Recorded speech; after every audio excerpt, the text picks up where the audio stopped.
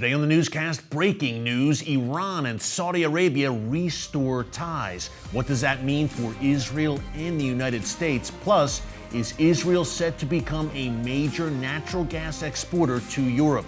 Get all the breaking details next.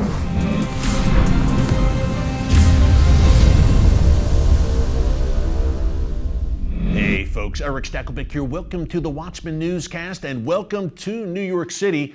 I'm at TBN's NYC studio today filming an upcoming special called What is the Great Reset?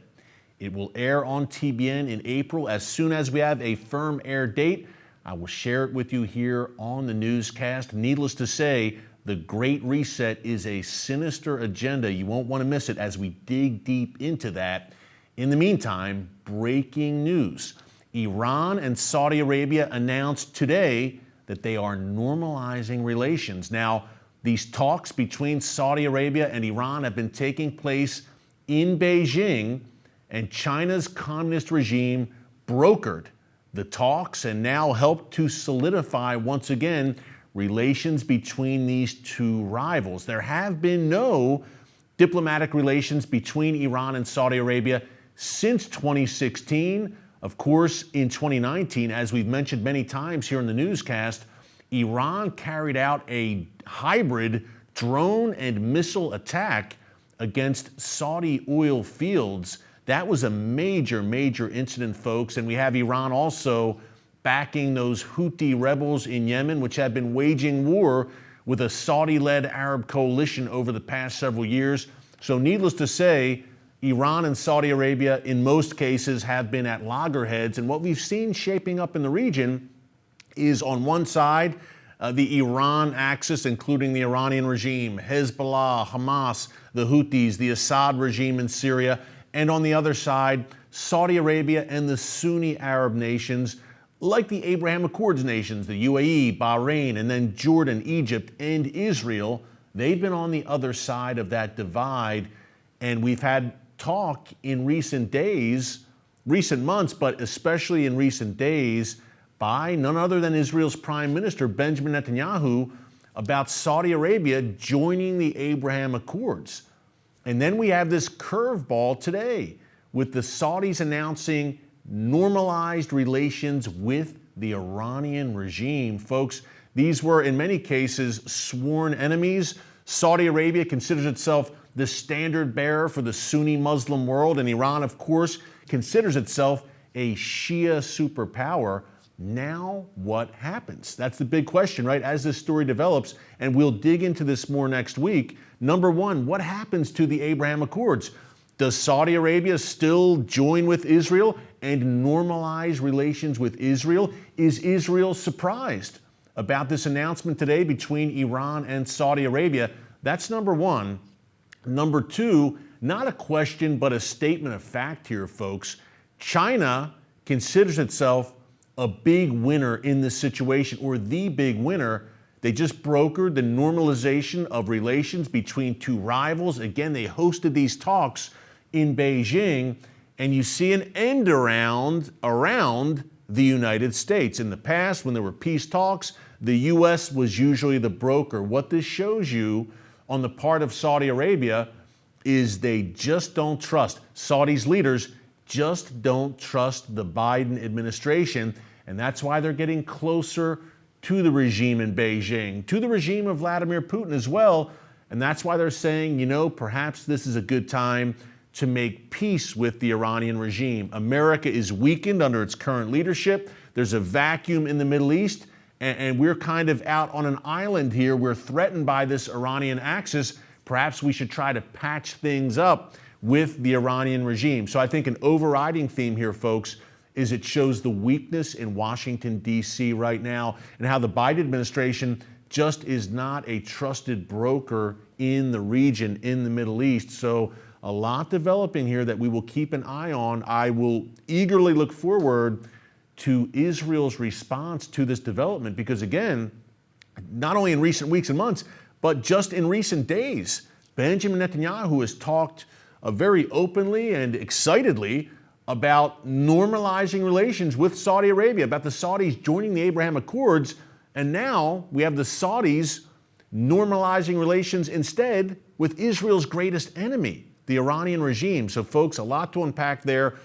Early next week when we come back to you, we will dig into that more. But today we want to also dig into some more breaking news. Not exactly breaking statements from Benjamin Netanyahu, but a theme that we've covered a bunch here in the newscast in recent months: Israel seeking to become a major natural gas exporter to Europe. Now, over the past 2 days, Benjamin Netanyahu has been visiting Italy, meeting with Giorgia Meloni, the new Italian prime minister. She just took office back in October. She is a conservative Italian leader. And while he was in Italy, Netanyahu talked, number one, about Italy moving its embassy to Jerusalem, which we would love to see. But number two, he spoke about Israel stepping up and becoming even more of a natural gas exporter to Italy and to Europe as a whole.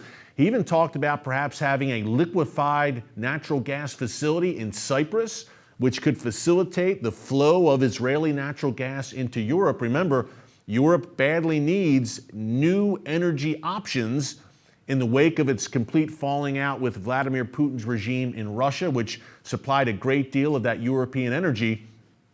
Israel is looking to step into that void and fill that void. In many cases, there's even been talk about a possible underwater pipeline to Europe. So a lot going on there. And we had a chance to talk about this incredible natural gas issue. Incredible in that tiny Israel, the size of the state of New Jersey, is becoming a natural gas superpower. We unpacked it with Dr. Emmanuel Navone of the Jerusalem Institute for Strategy and Security recently in Jerusalem. Take a look at our interview. Tell us more. We talked about the Lebanon deal. Tell us more about Israel's deal with Europe to supply natural gas to Europe, and why that's even more necessary now with, as you mentioned, Russia and Europe basically on the outs, so to speak.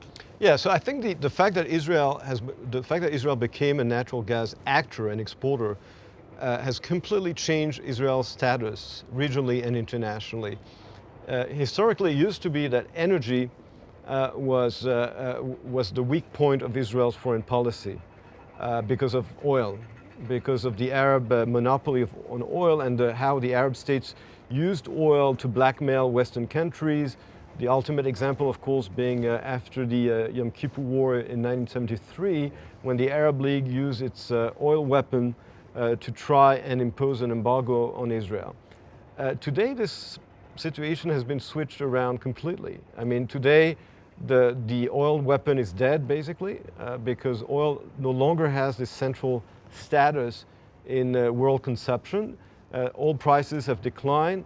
The U.S. in recent years has become the world's biggest producer of oil thanks to the shale technological revolution. Yeah. On the other hand, natural gas today is a central source of energy. And as Israel became a major producer of natural gas, in Israel's foreign policy, if energy used to be a liability, it has now become an asset. Yeah. And you see it in our relation with Europe, when in the 70s and the 80s, the Europeans would basically give in to all the demands of the Arab states because of oil. Today, they come to Israel to get natural gas. A few months ago, the president of the European Commission, Ursula von der Leyen, came to Israel and signed an agreement with Israel in the name of the European Union to import natural gas from Israel. Now, we have to understand also that it's Israel, but it's not only Israel. Israel and some of its partners in the region have turned into a hub of natural gas together with Cyprus, for example.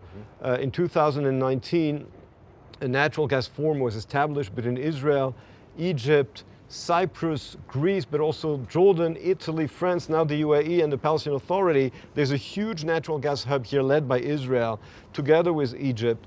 And the Europeans need it because, of course, they can no longer rely on the natural gas from Russia because of the war in Ukraine and the geopolitical clash between Europe and Russia.